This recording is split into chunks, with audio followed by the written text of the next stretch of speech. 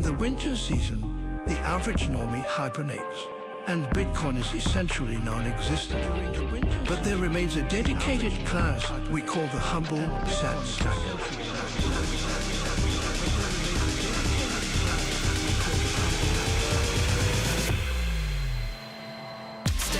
Stacked up sets.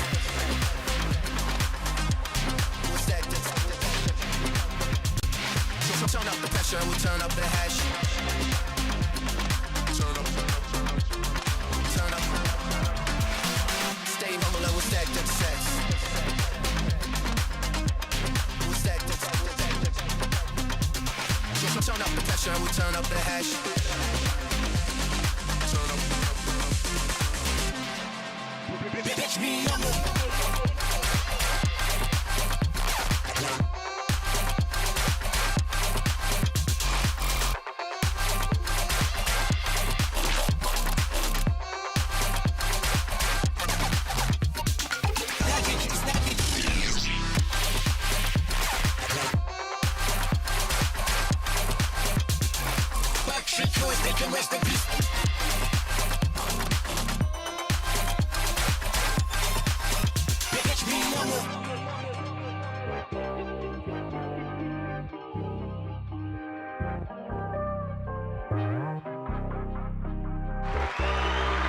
Yo, what's up, everybody? Welcome back to another episode of the Stack Sats Show, your beginner-friendly guide to saving in Bitcoin. What's up? Round of applause from the live studio audience. It's Friday. If you're not hyped after that song, you must be dead inside. I'm just kidding. Chilling. All right, today we're going to talk about how much Bitcoin you need to be rich or to get rich, okay? I know it's clickbaity, but it works. It works, okay? What up, Garrett? Round of applause from the live studio audience for Garrett and Paul. Let's go. Nice, Garrett.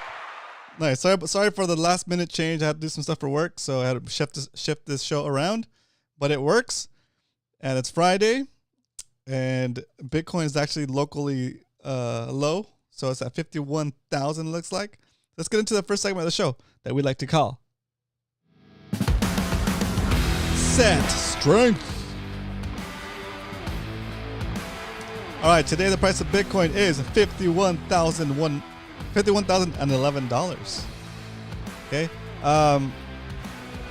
you can buy 1,960 satoshis for a single dollar, and it's a pretty good deal still. It's a pretty good deal. Okay, who knows if we will ever see $50,000 Bitcoin again, right? It's pretty wild. Okay, so that's it. What up, Paul? That said, if you think you can't afford Bitcoin because you see the price and it says $51,000, don't be scared. You don't have to buy a whole Bitcoin all at once. You can buy a fraction of a Bitcoin. A fraction of a Bitcoin is called a Satoshi. We call them Sats for short, and we stack them here on the show because we can buy, again, 1,960 Satoshis today for a single dollar. Okay? Say you're walking down the street, minding your own business, you look down, you see a penny, you pick it up, and all the day you'll have 19 Satoshis for a single penny. It's still a pretty good deal. Okay, when we started the show, we were getting 39 Satoshis for a penny. Right? It's pretty wild. And we didn't start the show that long ago. We started the show back in May 2023. Okay? So, anyway, just stack as much as you can. And we'll see how much you need to get rich. To get rich. How much Bitcoin do I need to buy to get rich? All right. Let's talk about that now.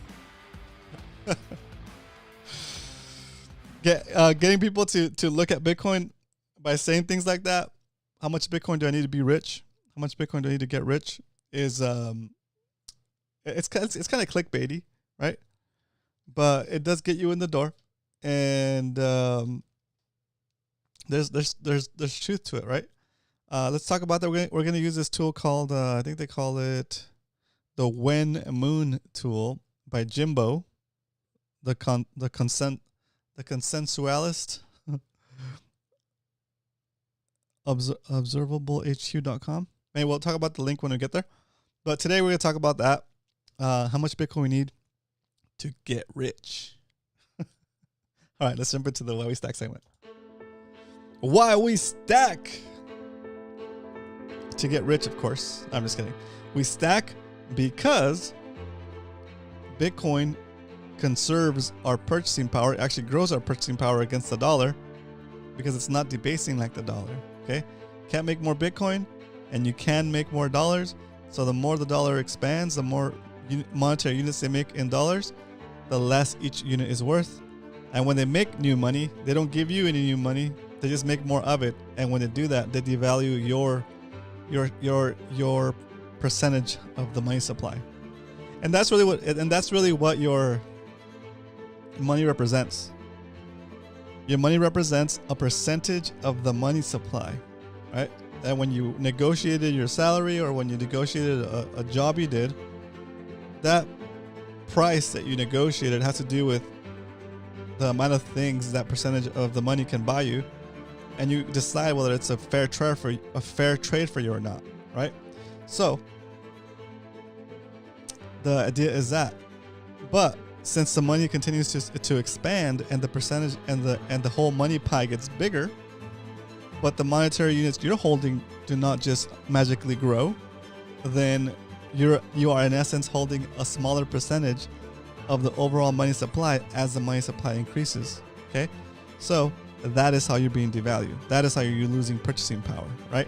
Because a thing is still going to cost a percentage of the money supply. Okay, a taco is still going to cost you a percentage of the money supply, and when the money supply increases, you need more monetary units to make up the same percentage of the money supply to pay for that same taco. That's why prices go up. That's inflation. Okay, so let's talk about saving in Bitcoin. When you save in Bitcoin, Bitcoin has a fixed supply, so they can't inflate it on you, and whatever value you have in Bitcoin is going to hold its value. Even better than hold its value, it's actually going to increase in value as you need more weaker dollars to purchase it, right? And what it all boils down to is, should you be measuring things in dollar? I think not. You shouldn't be measuring things in dollars anymore. You should be measuring things in Satoshis or in Bitcoin. Probably Satoshis is easier. Okay, that's why we have the Burrito Index here on the show. We'll show you guys the Burrito Index later during the stack recap. But for now, just trust me. If you actually you don't even need to trust me. You can just go look at the numbers yourself, right? Over time, Bitcoin is getting more and more valuable because it's a fixed amount compared to any other currency in the world from any government that is continuously increasing in supply, right? And so, what do we need to do to get rich? How much Bitcoin do we need to get rich? You need more than you have now. I'm just kidding. You need as much Bitcoin as you can comfortably stack, or maybe uncomfortably stack, right? Because we can't guarantee 100% that Bitcoin's going to go up, but we can pretty much guarantee with close to 100% certainty that the money printers will continue to print money, that the government will continue to print more dollars, and that the banks will continue to issue more debt. And whenever that happens, they expand the money supply, and we just get back into what we we're just talking about, right? So as long as that trend continues, and it will, you're better off storing your wealth, storing your value in Bitcoin, right? And so over time, it could be the span of a year, 4 years, 8 years, a couple of cycles, maybe even just one cycle before you see the real benefit of Bitcoin, right? We're starting to see the benefit of Bitcoin here on the show just in the span of about 8 months, right? We're up about 47%, 45% or something crazy like that, which is pretty crazy. What up, Leonard? Welcome to the stream. Thanks for tuning in. I know we started a little bit later. Thanks for jumping back on here. But yeah, it's such a crazy deal, right? So let's talk about how much Bitcoin you need to get rich. What would you consider rich, right? That's one thing.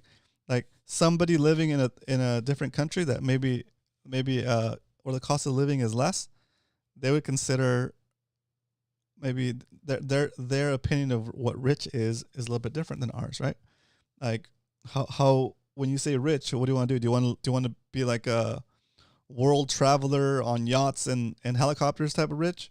Or is your idea of rich like having like a plot of land where you can live with your family happily and maybe a boat and maybe something just chilling, right? Nothing too extreme, nothing too crazy, right? Really, you have to decide what your definition of rich is, or what you feel would make you happy, right?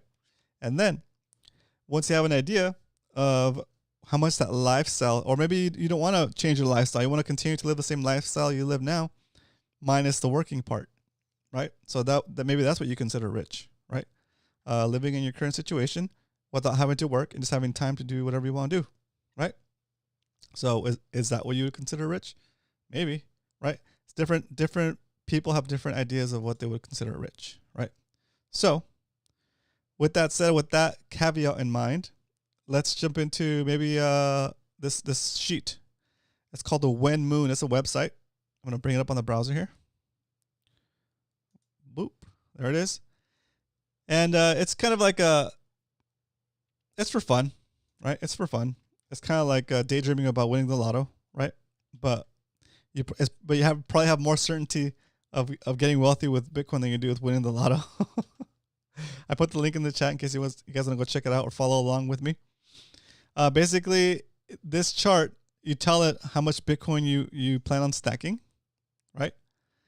And how much money you'd want to have in dollars as a yearly salary, right? So, for example, like, could you live comfortably off of 100 grand where you live now a year? Or would you need like maybe 200 grand a year to live comfortably, right? Or if you're going to retire in a different country where 50 grand a year is cheaper, right? We're going to run through all these experiments, but we're going to start with a base of $100,000 a year. And based on a rate of inflation of the US dollar being 12%, right? As how fast the real rate of inflation is in terms of US dollars, we can make that 10, right? Let's make that 10. And then Bitcoin's annual percentage increase. So on average, I think it's been around here. So maybe I think the average is 38 or something like that, right? So far, not counting any ETF stuff.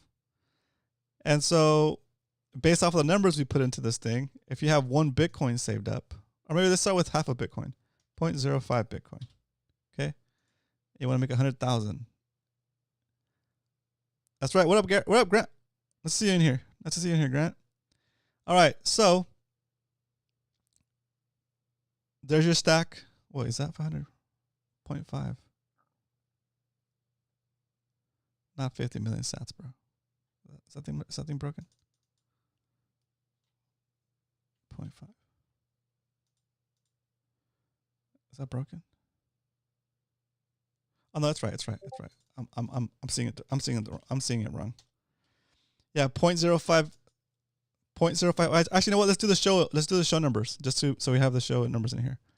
We have 0.139 Bitcoin. I'm gonna copy this. Copy. Let's see how long it's gonna take the show to retire. Okay, the stacks that show to retire. Boom. That's how much Bitcoin we have, and we want to make $100,000 a year. Annual supply increase of the dollar is 10% inflation, right? And annual Bitcoin appreciation rate, we'll say it's 38%. Okay, so with that in mind, we'll actually do it. Let's see. Okay. It doesn't like that long of a number. Let's go with 5 right there. Okay. We'll adjust everything. All right. So just right now, with this current stack, at the rate at which Bitcoin is growing, and if we don't add any more to the stack today, we just leave it as it is, we could retire off of this stack for the show. Oh my gosh. In the year 2042. So February 3rd, 2042. If everything stays the same now, like as it is, like with and Bitcoin does have a crazy big move up and everything stays the same and the interest and the inflation stays the same at 10%, then by the year 2042, that little stack will be worth 3.21 million, right? And that sounds pretty crazy. And you could start withdrawing. You could start selling your stack if you were inclined to, and start withdrawing. Was it 100,000 a year, right? Or yeah, that's what it would be. So your moon day, the day you could stop working, the day you could start selling your Bitcoin. And I don't recommend selling it. We'll talk about different options before you sell. But that would be something like that, 2042, right? Now let's go. Let's tweak the numbers a little bit. What if you're starting from from half a Bitcoin, right? And you're still making 100,000 a year. That's what you want to make, 100,000 a year. But you start with half a Bitcoin instead, okay? And now your date changes to 2036. Is it June 19th, 2036? Just by stacking a little bit more Bitcoin, right? And so you shaved off a bunch of years off of your retirement. It went from like 42 to 36, right? So that's pretty good. And then let's say, all right, you're stacking as hard as you can, and you actually made the goal of hitting one whole Bitcoin, right? And does that change the number? Yeah, it changes the number to 2033, right? So we're in 2024. In 9 years, you could retire if things hold as they are, and you don't buy any more Bitcoin right now, and you already have one whole Bitcoin. If you have one whole Bitcoin, and you want to be able to withdraw $100,000 a year, you can start doing that. Was it May 31st? Yeah, May 31st, 2033, just like that, right? So maybe you say like, oh, $100,000 a year is not a lot. I would have to have like $200,000 a year because I want to live like a boss, right? All right, well, and if that's the case, and you start out with one Bitcoin and you don't save any more Bitcoin today, then it could happen in 2036, right? Is that right? Yeah, 2036. At one whole Bitcoin.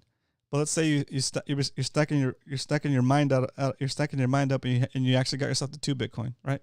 It's about $100,000 right now. $102,000 worth of Bitcoin in today's money. Then you could retire again in 2033 and be withdrawing $200,000 a year, and just using it. But I don't recommend withdrawing your Bitcoin even after you hit your moon date. I recommend taking loans against it, and we'll talk about that. We'll talk about that later in the show, maybe during the Q&A section. But this is just like some numbers running through. Okay. Now let's say you don't necessarily need $200,000 a year, and you can comfortably live in a different country for $75,000 a year, right? And you have one Bitcoin. Well, let's say you have half a Bitcoin. Okay. Everything else stays the same. Bitcoin still annual Bitcoin appreciation rate is still 38%, right? This is based on what's happened so far, and doesn't take into account the potential upside that the halving is going to factor in, or the ETF volume once all of the sell-offs stop from Grayscale and FTX liquidations. Once all that stops, then these ETFs are going to continue to buy Bitcoin, and so the price might appreciate a lot more than 38% annually, right? So for the sake of this example, let's go with $75,000 because you're going to retire, I don't know, maybe in Mexico or like some other country where it's not as expensive to live, and you can have a pretty good life at a way discounted rate. Okay. Then if that's the case, you could potentially retire 2035. It's not bad. It's like about 11 years, right? Or let's say you have a whole Bitcoin. Now your timeline goes from 2035 to 2032, right? Would you consider that rich? I don't know.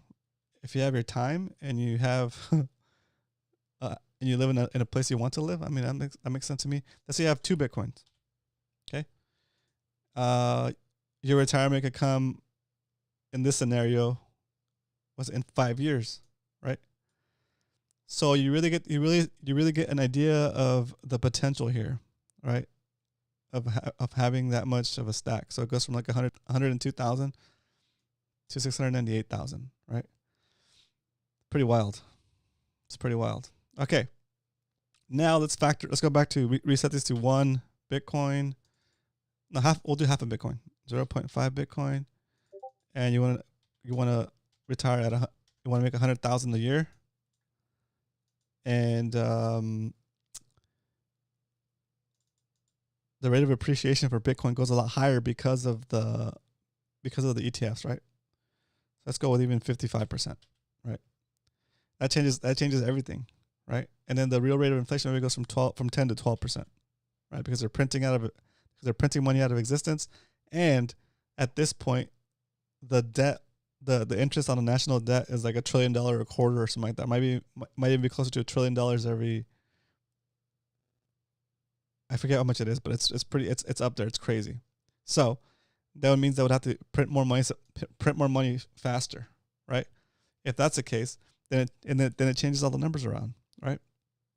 So in this scenario, you could have half a Bitcoin to retire in 2031, right? And if you have a whole Bitcoin now, you can retire 2029, right? If you're looking to have that $100,000 salary, right, or $100,000 worth of value that you can sell to live off of. Okay, so what this chart is basically telling you is you save, and then when you get to a certain point based on your parameters over here, from that day you can start selling your Bitcoin and live out the rest of your days comfortably, right, at whatever number you put in here, right? So 100,000, 75,000, 50,000, 200,000, whatever you feel comfortable with, right? And I mean, it's just a little calculator. It's just a game, but it gives you a good idea of like what I'm trying to say here, which is how much Bitcoin you might need to get rich, right? So you establish what the conditions of your retirement would be, what you want to be, where you would want to live, how much it would cost to live there, and what kind of income you would need to live out your days, and then you stack accordingly, right? If you want to retire sooner than 2029, you want to retire, say 2029 is pretty good. It's like 5 years, right? It's pretty awesome. So you can retire in 5 years if you have 1 Bitcoin right now, and you want to basically have about $100,000 worth of spending money, or that you could sell $100,000 worth of Bitcoin every year to live out your life, right? But if you were to stack a little harder and you stack 2 Bitcoins, right? Well, your moon date or your retirement date comes sooner, right? On in 3 years, right? Your Bitcoin could be worth $648,000, right? Depending on how the rate of growth as it is now. And so what ends up happening is it just gives you more motivation to keep stacking. The more you stack, the closer you get to your moon date. And just because you hit your moon date doesn't mean, let's say you're at 2 Bitcoins right now, right? And technically you can basically stop buying Bitcoin at this point and just wait for that date to come around in 3 years, and you can start selling your Bitcoin and living off the Bitcoin the rest of your days, right? And making about $100,000, or like being able to spend about $100,000 worth of dollars a year. Well, just because your moon dates come up or it's about to come up doesn't mean you can stop stacking. If you want to continue to stack for future generations, then you just don't sell it, right? But it's nice to know that you have the ability to if you need it to, right? So if you get yourself 3 Bitcoin, how's that affect everything? Yeah, then you're retiring in a couple of years, right? So that's pretty cool. It's pretty cool the way that works. But anyway, this is a little demonstration, a little website that's gives you some. I guess you call it hopium, right? But at the same time, it gives you a little bit of a. I can't say it's not financial advice. It's more like it's just a calculator, right? It's just a calculator based on the conditions. I mean, everything can change, right? What if all of a sudden the government decides to stop printing money and then it goes to zero, right? That's good for everybody, but they won't do that, right? What if the price of Bitcoin doesn't go up as far as it used to, so it sticks to its 38% average year over year? That sucks, but I mean, there's still a date for you, right? So it goes to 2029, right? But let's say the ETF, constant buying from the ETFs drives the annual Bitcoin percent appreciation rate to like something closer to 60 or something, right? Then all of a sudden you're I'm gonna put this back to 1 Bitcoin. That's a lot. All of a sudden you're retiring still, right? In 4 years, right? And if you have the 2 Bitcoin already, then you're retiring in 2 2 years, right? Instead of 4. So the point is, yes, how much Bitcoin do you need to get rich? First define rich for yourself, and then figure out how long it's going to take you to get there, right? And if you can survive off 100,000 a year, and you don't plan on passing on your Bitcoin to future generations, then you can sell it and use it as you needed through the latter part of your life, right? But if you don't want to sell your Bitcoin, like I don't plan on selling Bitcoin ever.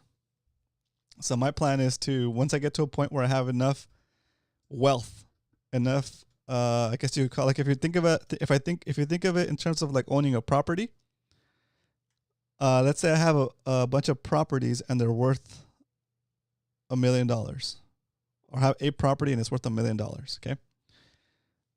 It would be easy for me to go take out a like $100,000 loan against my $1 million worth of property, right? Because I'm good for it, because I have assets that are worth more than the loan, and I could probably get a really good rate, right? Because I'm a low risk borrower, right? And any institution would be happy to have my business because I have such good collateral. And if I were to default, then they could take my collateral, right? Like you'd be putting something up, okay? Well, in this scenario, you can replace the real estate with Bitcoin, right? It's less expensive to own than real estate, right? But it's worth what it's worth. It's, if you have $1 million worth of Bitcoin, do you think you can qualify for $100,000 loan? Possibly, right? And in the span of that year, if you're not working at all and you're just living off of that $100,000 loan, you could technically live off of that. Maybe it's like a 3-year term or something like that, right? And when you're maybe a year into it, you finance a different loan, pay off your first loan, and get more money to live off of. And the whole time that's happening, you still have possession of your Bitcoin, so it will continue to go up in value. And you're basically doing what rich people do these days with their assets, like property and real estate, right? Is they take loans against it, or like their companies, right? They take loans against it, and a loan doesn't count as income, right? That's why you have these really wealthy people that say like, oh yeah, how much did you make last year? I made $1. Right? The rest of it was loans that I took out based on my assets, right? You qualify for a lot more loans when you have scarce things like Bitcoin or real estate, right? So you basically use your Bitcoin once it gets to a certain value, a certain valuation. You can use that to basically take out loans, live off of those loans, and those loans do not count as income tax because they're actually debt, right? And you don't have to pay taxes on debt because it's not income, right? So anyway, that's the idea that I'm going for personally, is to do that. And then as the price of Bitcoin continues to go up, because it will, based on the money printing, that the thesis doesn't change, it stays the same, right? We've never really as a species had an asset that actually increases in purchasing power over time, right? Because you can't make more of it, like we talked about at the very beginning, right?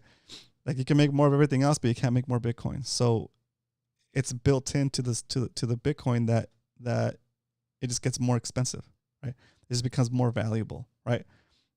Looking years into the future, more Bitcoin will be lost, more Bitcoin will be bought by big institutions and never to be sold.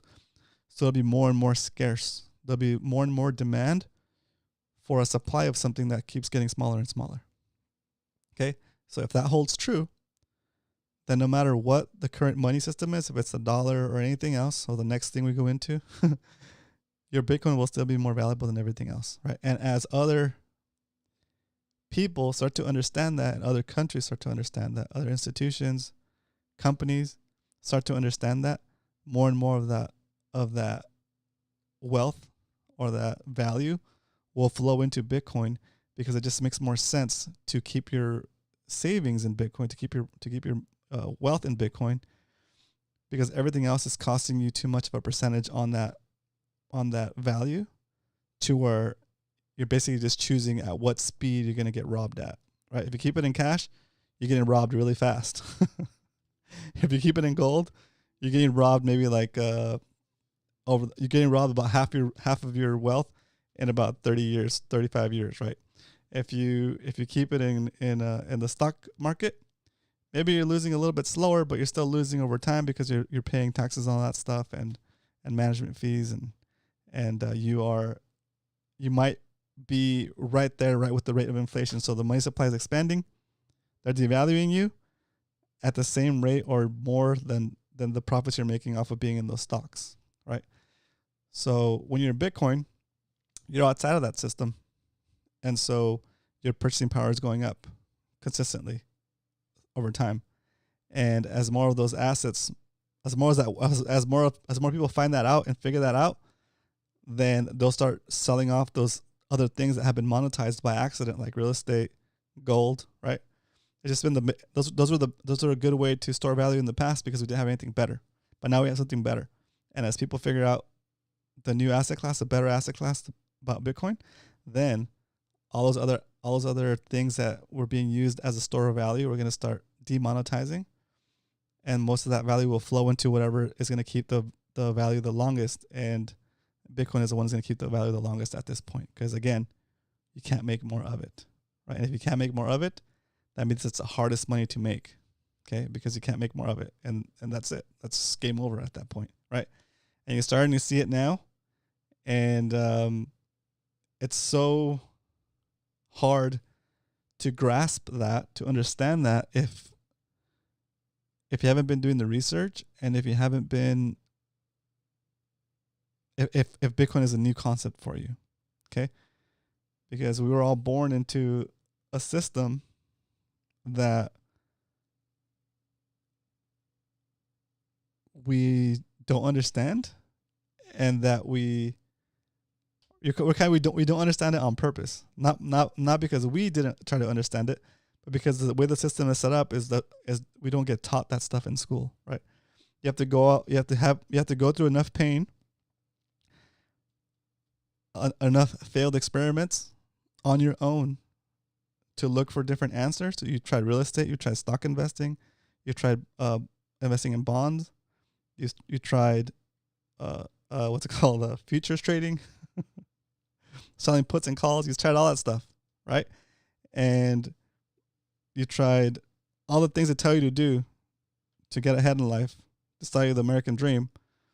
But they don't tell you that the real thing that's going on here is that they're just kind of keeping you entertained, keeping you busy, making you think you're making money, but in essence, you're basically just being, just being used, just being Chris Flint in the house. What up, Chris? Thanks for tuning in.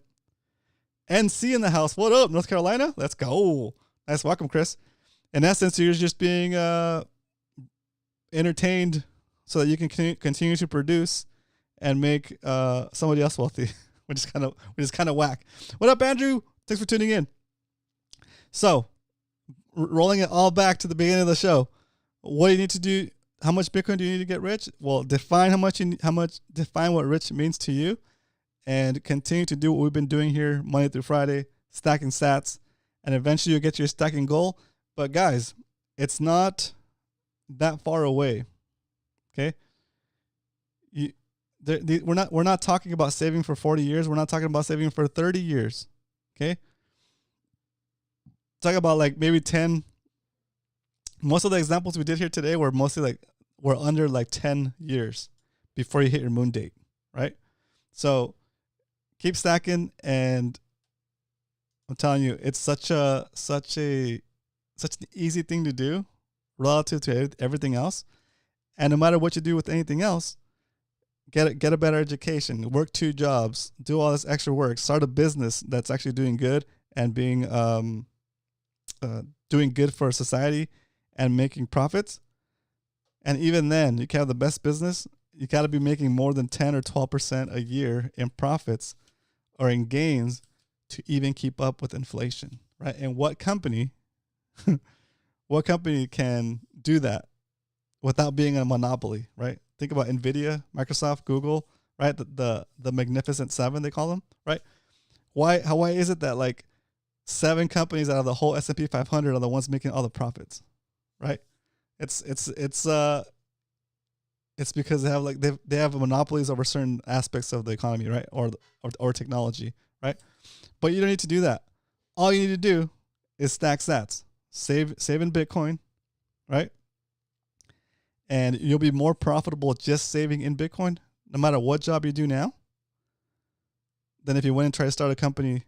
Than if you went and try to start a new company. I'm not saying don't be an entrepreneur, right? But if you do become an entrepreneur, have a Bitcoin reserve, right? A Bitcoin reserve or a Bitcoin not reserve. What do you call it? Bitcoin. Yeah, I guess it's a reserve, right? You're saving your business's savings, or your personal savings. I'm stacking for the next 10 generations, dude. Chris, round of applause from the live studio audience. Chris gets it. Okay. Same thing with me, Chris. Like I'm stacking for my kids and my kids' kids and my grandkids and my grandkids' grandkids and great grandkids. People I'm not even gonna know, right? People I'm not even gonna know. But let me tell you this. Before I discovered Bitcoin, let me tell you about the story. Everybody's probably had this story, right? You're working, you get your first job, right? And you're working, you're proud of yourself because you got your first job. And then you get your paycheck, right? And you look at it and you're like, holy smokes. What is this? Taxes? Social Security? What is this? Like, and that moment where you feel that disillusion of like, oh man, I was expecting like, I just say a $300 check. Let's say you're like a part-timer, first job, teenager or whatever. You expect like a $500 paycheck, or maybe even a $1,000 paycheck, right? Because you're working your butt off, and on weekends to get some extra spending cash or something, right? And you get your first paycheck, and you see how much they take away in taxes. Oh man, that feeling is so terrible, right? Or when you think that if you do some overtime, your boss lets you do some overtime so you can get some extra cash, right? And you're like, all right, yeah, I'll put in some extra overtime, and you get paid the overtime, and then like you see how much they take in taxes for the overtime hours, right? You're like, forget that. Anyway, I remember that feeling, right? So the feeling that I'm trying to conjure up here is the idea of like feeling hopeless, right?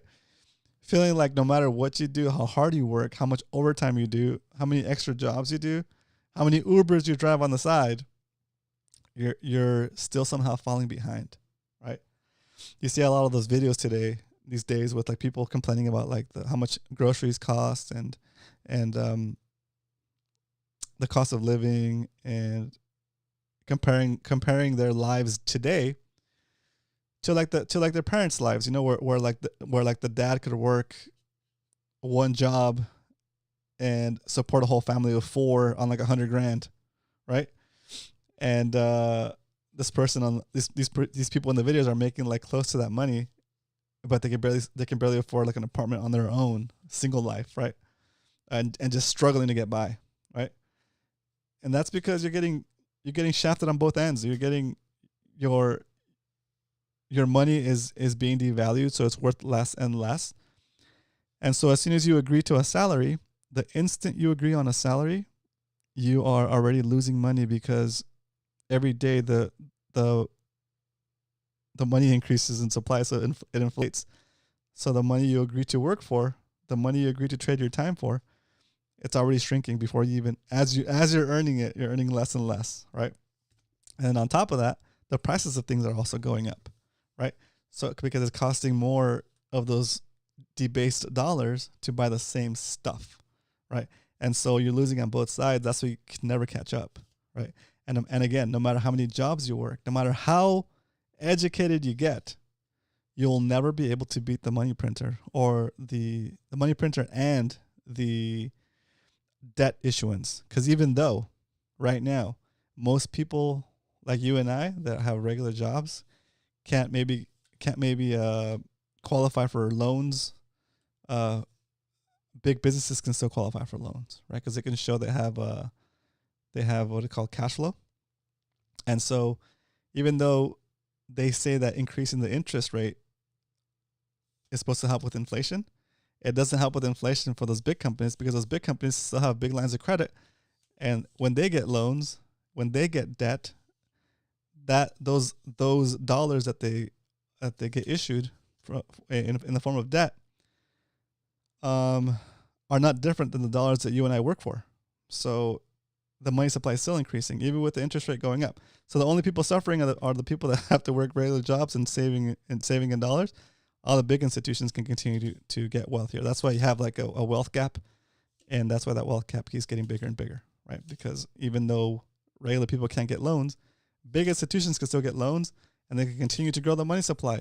And that is the real issue here. Not that people are working and doing well and spending their money. It's not that. That's not what causes inflation. What causes inflation is the expansion of the money supply.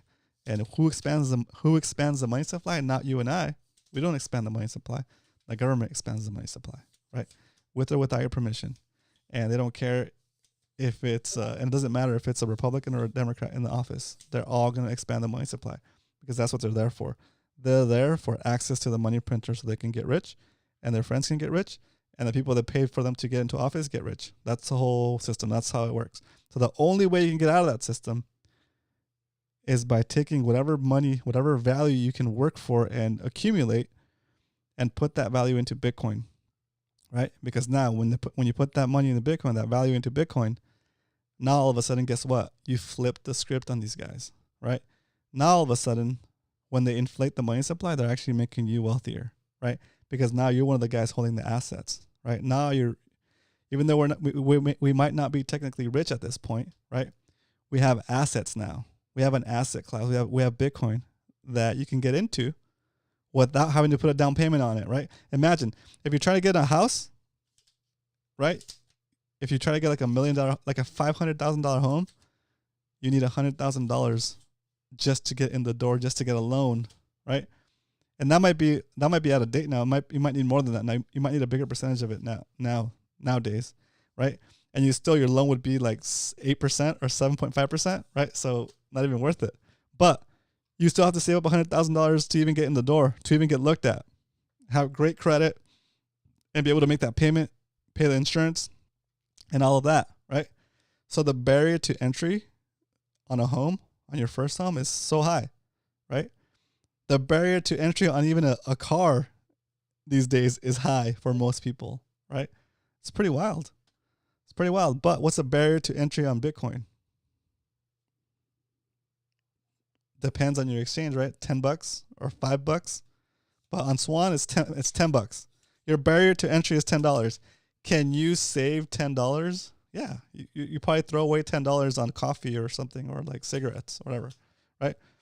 Well, instead of throwing away that money on something that's going to make you less healthy, throw it away on some Satoshis, right? You can buy 19,000 Satoshis for $10 today, right? And what's that gonna do for you? It's gonna do a lot more for you than that coffee or those cigarettes. And like we saw in the chart, in the long term, you'll be doing pretty good for yourself and for your descendants and for the people that are down the line from you, right? So yeah, exactly. So anyway, I know we went a little long today, guys. I'm kind of rambling, but I just had a lot on my mind today, and I think it's good to put it out there.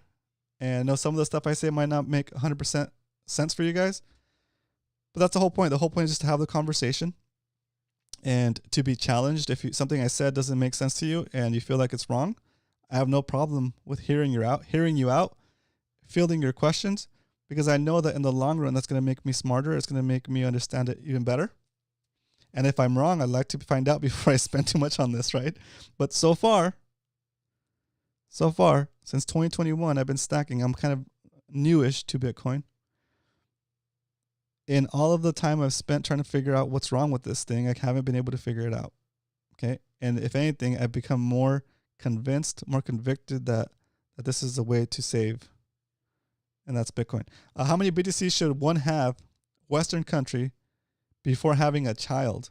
Oh, Mr. Andrew, that's a great question. Kids are expensive, but not that expensive. Like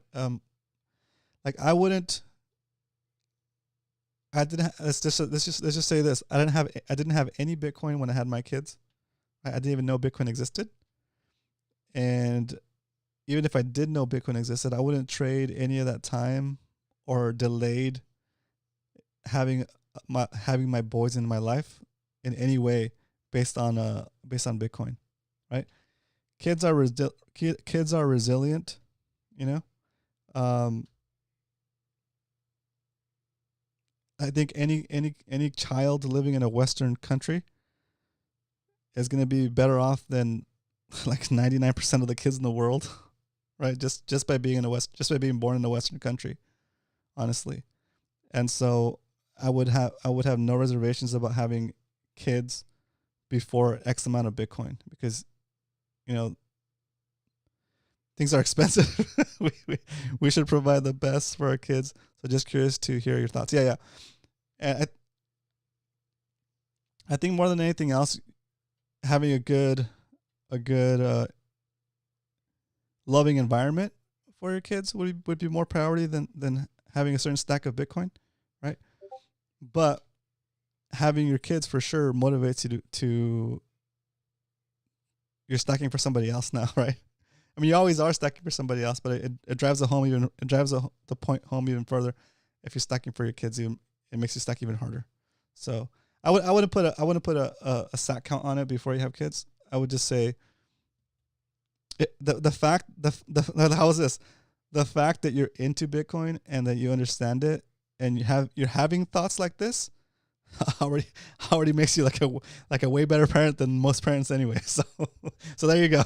How's that for an answer? You're doing great. Get them kids. Knock them kids out. Right?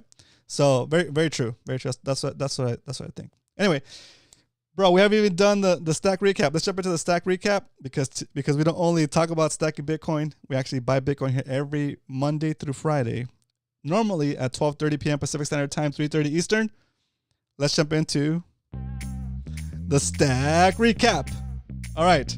So for those of you kind of new to the show, we've been stacking Bitcoin since 2023. And we started our tracker and then started a new tracker in 2024. Wait, this is a 2024 tracker. Okay. So we started buying Bitcoin we'll go back to the beginning. Back in May 22nd, 2023, we started this show 166 episodes ago. And we started with $5 buys Monday through Friday. Boom, boom, boom, boom. When the price of Bitcoin was below our average buy price, we would do a double stack like this. So $10 that day, $10 that day, $10 that day, $5 that day, 5, 10. And we've been doing that ever since. About midway through, we jumped from a $5 buy to a $10 buy as a base. And again, if the price of Bitcoin was above our average buy price, we would buy $10 worth. If it was below, we'd do a double stack and buy $20 worth. Okay. And when we hit episode 100, we did a monster $1,000 smash buy on episode 100 on November 7th. And we've been stacking ever since. These are our actual buys, okay, for the whole show. And then when we made it to 2024, we started a new sheet to track just the buys for 2024. And continue the tracking perpetually for the whole show. So these are all the buys from 2024 and 2023. So in 2024, since the beginning of the year, we've accumulated 3.18 million Satoshis. We paid $1,420 to accumulate these Satoshis. If we were to buy the same amount of Satoshis today, we would have to pay 1,620 weaker dollars. In other words, the purchasing power of the dollar has dropped about 14% since the beginning of the year. Okay? If we go back to the beginning of the show, since the beginning of the show, since May, we've bought about 13 million Satoshis. We're getting close to 14 million Satoshis, maybe today. No, probably tomorrow or probably Monday. 13 million Satoshis. We've paid $4,924 for those Satoshis. And if we were to buy the same amount of Satoshis today, it would cost us 7,103 weaker dollars. In other words, the dollar has lost about 44% of its purchasing power relative to Bitcoin. Okay? And looks about right. So today, the price of Bitcoin is $50,931. And our average buy price for 2024 is $45,000. So today we're going to do a single stack, which means we're going to buy $20 worth of Bitcoin. And we're going to do that right now. It's time to stack some sats. Let's go, baby. All right. I cracked myself up.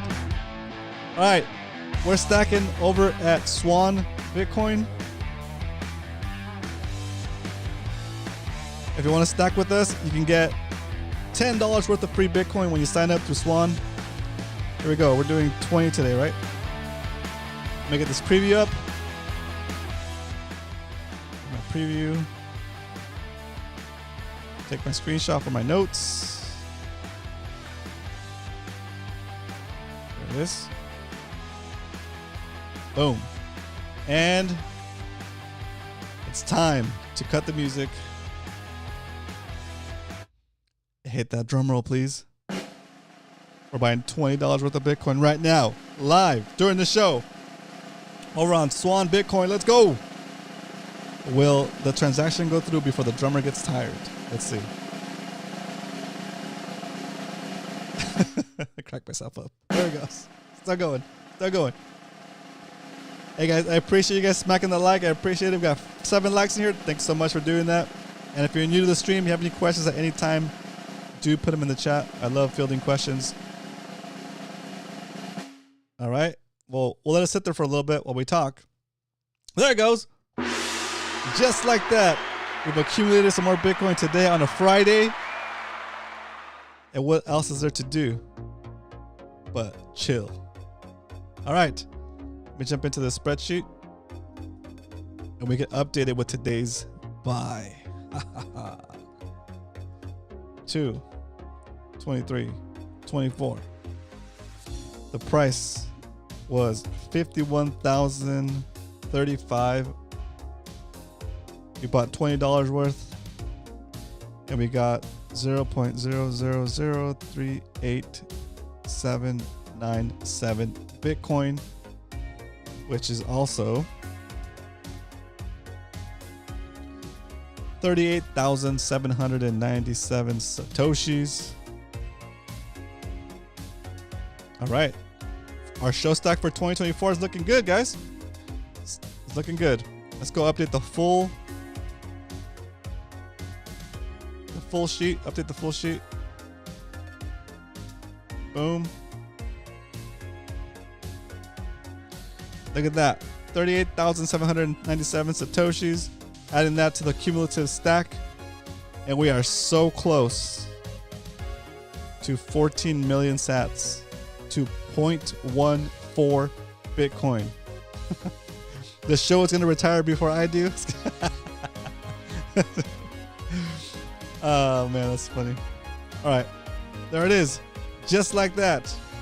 We stacked. And we've stacked sats. And, you know, soon we'll have one whole Bitcoin. There it is. One whole Bitcoin. I paid $52,000 for this guy. Just kidding. This is not a real Bitcoin, okay? It's just a representation of a Bitcoin. Don't get scammed. Don't get scammed. I sent this guy $52,000 and he sent me this coin. I got my Bitcoin, guys. I got my Bitcoin. Just kidding. All right. BTC Bunga in the house. Let's go. Let's go, baby. All right. It's a cool coin. It's a cool little. It's like a souvenir coin, guys. It's not real. Okay, it's not real. It's not a real Bitcoin. Okay, Bitcoin is not physical. If this is a real Bitcoin, we'd be in trouble because that would mean that it was seizable. Somebody could take me out and steal my coin. If your portfolio BTC only, 100% BTC only, Mr. Android. I don't poop coin. I went through my poop coin phase. It took me about a year to figure out that trading is not for me, and I should have just been saving Bitcoin the whole time. Okay, you can't trade. You can't. What's that? There's a video by Michael Saylor when he does a presentation in BTC Prague, and he shows you like all the numbers. It's like I mean I wasn't trading already. I learned it the hard way. But when Michael Saylor did his presentation at BTC Prague, he shows you like you have to be like the top 1% of 1% to win at trading. And then even then, in the whole year, there's probably like one day where if you didn't make those trades, you're pretty much gonna lose. You know, you're pretty much not gonna make it. So with those kind of odds and my limited mental capacity, I have enough mental capacity to realize that I'm outwitted, that I'm definitely not gonna beat that system, you know. So I don't mess with it at all. I don't mess with that, and I don't mess with staking your coins in any way. Don't deposit your Bitcoin into any institution, no matter what they tell you. They're gonna tell you they're gonna give you 10% returns. Hey, wouldn't it be great if you deposit your coins with us and we can use them as collateral for loans to other people, and then you can gain 10% interest on it? Wouldn't that be great? And we'll pay you in Bitcoin too. And you're like, oh, that sounds awesome. That sounds great. Let's put some of my Bitcoin in this institution where I don't have control of the keys. And when they go out of business, you don't only not get your 10% gains, you get 0% of the money you put in. You get 0% of the sats you put in. Don't get suckered. Don't get jacked. Okay? Stack sats. Put it in your own custody. Take custody of it, right? And that's it. And then do it again. That's it. That's all you got to do. The gains in Bitcoin alone are enough to compensate for any kind of risk that you would be taking for depositing your coin somewhere else trying to get yield. That's what it is, yield. Don't be lured in by the yield. Okay, that's a trick. That's a trick for them to take your Bitcoin from you. Okay? Don't shitcoin or poop coin. I'm sorry, don't poop coin. And you'll be all right. Survive for 4 years. Survive through a Bitcoin cycle. And then you'll be convinced. You'll see it. You'll see it. You'll see the gains are just amazing. And you'll be good to go. You'll be fine. All right, boys.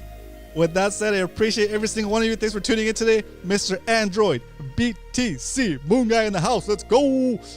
Chris Flint, good to see you in here. I know you're a first-time watcher. Thanks for tuning in. I appreciate you stopping by, and thanks for those questions and for your comments. Very nice of you. Andrew Williams in the house. Thanks for tuning in again. Love hanging out with you guys over at Simply Bitcoin. We keep the chat going. That's super cool. Grant Jones, I think your first time watching as well. Thanks for tuning in today.